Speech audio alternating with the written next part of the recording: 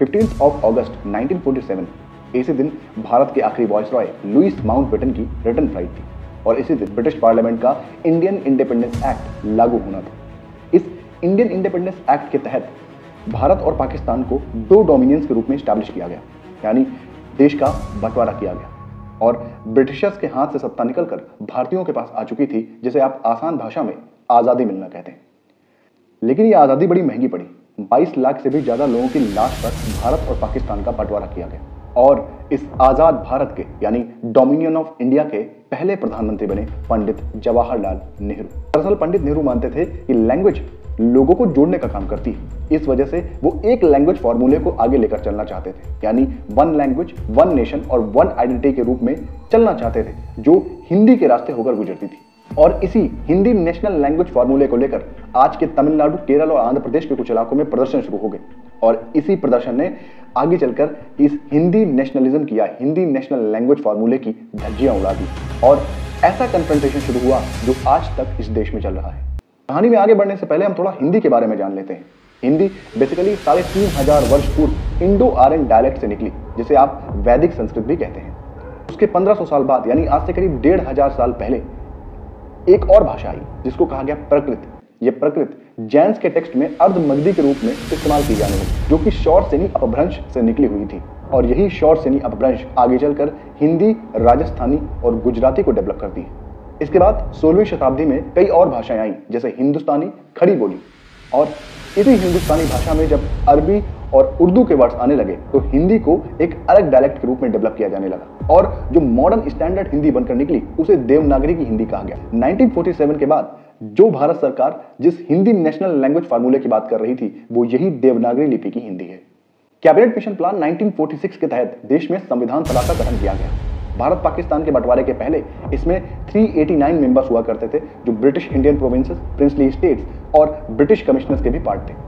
लेकिन भारत पाकिस्तान के बंटवारे के बाद इसमें 299 मेंबर्स ही रह गए थे और इसी संविधान सभा में कुछ मेंबर्स हुआ करते थे जो नॉर्थ इंडिया से थे, जिनका नाम था पुरुषोत्तम दास टंडन। इन्होंने कहा कि हिंदी को एज अ नेशनल लैंग्वेज के रूप में प्रमोट करना चाहिए, लेकिन इनका विरोध करते हुए संविधान सभा के दक्षिण भारत के सदस्य एन गोपालास्वामी अयंगर, दुर्गा भाई जैसे सदस्यों का मानना था कि हिंदी को नेशनल लैंग्वेज के फॉर्मूले पर प्रोजेक्ट करने से रीजनल लैंग्वेजेस को खतरा हो सकता है या हिंदी का डोमिनेंस बढ़ सकता है और रीजनल लैंग्वेजेस खत्म हो सकती हैं।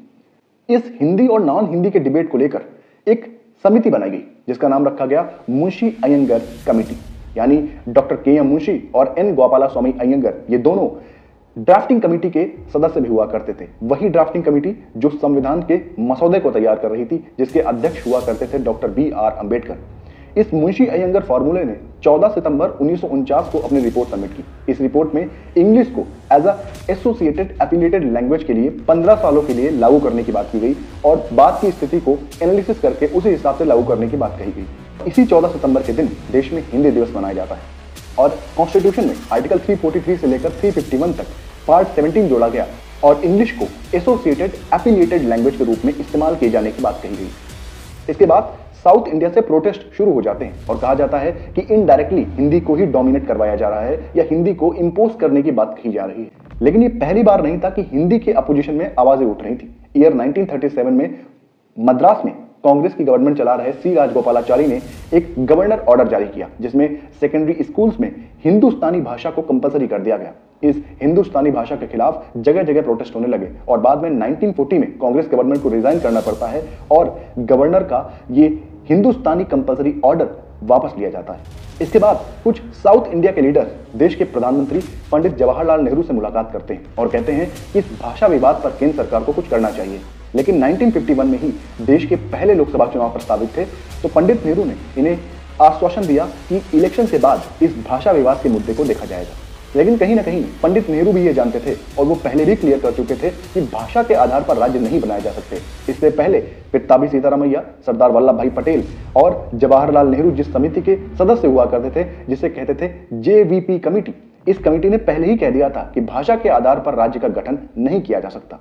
1951-52 में देश के पहले लोकसभा चुनाव किसी बड़े त्योहार से कम नहीं थे, यानी आजाद भारत के इतिहास में ऐसा पहली बार हो रहा था कि भारत की जनता अपनी वोट के द्वारा भारत की पहली सरकार को चुनने वाली थी जिसके नेता बने देश के प्रथम प्रधानमंत्री पंडित जवाहरलाल नेहरू।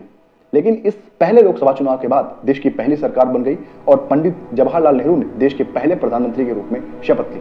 इसके बाद प्रधानमंत्री कार्यालय के बाहर साउथ इंडियन लीडर्स की आवाजाही तेज हो गई। दरअसल ये पंडित नेहरू से भाषा विवाद पर बात करना चाहते थे, लेकिन पंडित नेहरू ने इस बार उन्हें फिर क्लियर किया कि देश के सामने और भी बड़े मुद्दे हैं, इस वजह से इस भाषा विवाद को अभी नहीं देखा जा सकता, बाद में इस भाषा विवाद को सुलझाने का प्रयास किया जाएगा। और पंडित नेहरू किसी भी राज्य को भाषा के आधार पर इसलिए भी नहीं बना सकते थे क्योंकि उनके मन में हमेशा रहता था कि जिस तरीके से रियासतों को एक किया गया था, खासकर 1947 भारत पाकिस्तान के बंटवारे के बाद, उन रियासतों को एक करने में जो कवायद और ताकत लगानी पड़ी थी, जो नेशनल यूनिटी के फैक्टर को आगे बढ़ाया गया था, वो फिर से कहीं भाषा के नाम पर टूट न जाए। यानी पंडित नेहरू को किसी विरोध से बड़ी नेशनल यूनिटी को तरजीह देना लगा। पंडित नेहरू और केंद्र सरकार का रवैया दक्षिण भारत में कुछ ठीक नहीं माना गया। इसके बाद कांग्रेस में ही एक बड़े लीडर ने कहा कि सरकार ने एक ऐसी आग लगाई है जो आगे चलकर और तेज होने वाली। भविष्यवाणी सच साबित हुई। आग दिल्ली में लगी थी, लेकिन धुआं मद्रास से उठ रहा था। इसी मद्रास स्टेट में तेलुगु बोलने वाले लोगों ने अपने एक अलग स्टेट की मांग की। दरअसल तेलुगु बोलने वाले लोग दो भागों में बटे हुए थे। पहले मद्रास के कोस्टल एरियाज में रहते थे और दूसरे हैदराबाद के रीजन में डोमिनेट करते थे। इस वजह से इनका मानना था कि केंद्र सरकार तेलुगु भाषा के आधार पर एक राज्य बनाए, जिससे इन सब लोगों को एक साथ किया जा सके, एक जगह रहने की व्यवस्था की जा सके, जिसका आधार भाषा हो, जहां पर तेलुगु डोमिनेट करे। लेकिन एक बार फिर केंद्र सरकार इनकी मांगों को नकार देती है। इसके बाद आंध्रा कांग्रेस के ही लीडर पोटी श्रीरामुलु 56 डेज की हंगर स्ट्राइक पर चले जाते हैं और 15 दिसंबर 1952 को इनकी डेथ हो जाती है। और कहा यह भी जाता है कि पोटी श्रीरामुलु की लाश पर आंध्र प्रदेश को बनाया गया। इसके बाद भारत सरकार को झुकना पड़ता है। फाइनली 1 अक्टूबर 1953 को देश में आंध्र प्रदेश पहला तेलुगु भाषी राज्य बनकर तैयार हो जाता है और ये आजाद भारत के इतिहास का अब तक का सबसे बड़ा पॉलिटिकल ब्लंडर बनने वाला था, क्योंकि इसके बाद भाषा के आधार पर राज्यों को बनाने की मांग और तेज हो गई थी और एक बार फिर देश की नेशनल यूनिटी यानी राष्ट्रीय एकता पर खतरा मंडरा रहा था।